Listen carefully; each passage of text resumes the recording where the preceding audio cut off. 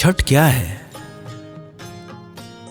मेरे किसी north Indian मित्र ने मुझसे यह सवाल पूछा और यकीन मानिए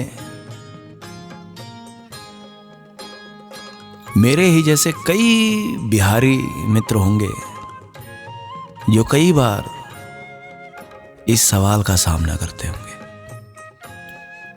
और मेरी तरह ही किसी भी बिहारी के लिए यह समझा पाना कि छठ क्या है दुनिया का सबसे मुश्किल काम है। साहब, जाति को कौन पूछे, धर्म की दीवारें गिर जाती है, ये छठ है।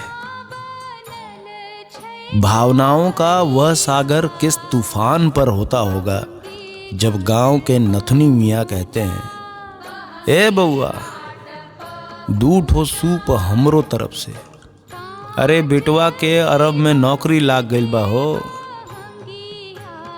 कभी सुना है इस तरह की बातें किसी पर्व के बारे में? कभी सुना है? कैसा है यह पर्व? तो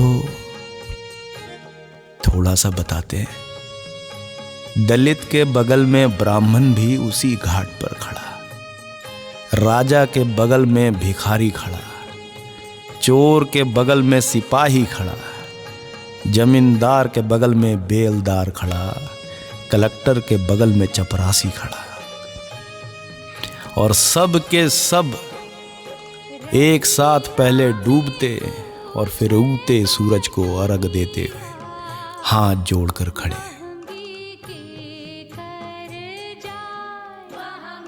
आप में से कई पूछ लेते हो, हमने सुना है बड़ा कठिन पर्व है।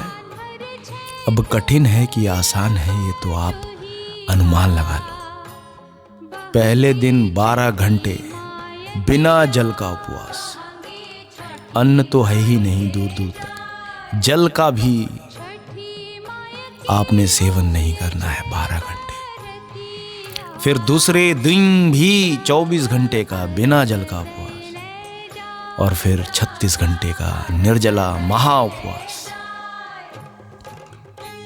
ये छठ है।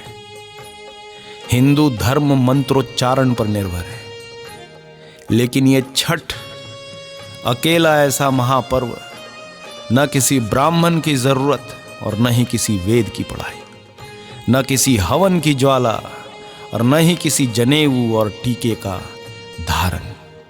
जो है तो बस वही है, ऊर्जा के सबसे बड़े स्रोत सूर्य की उपासना।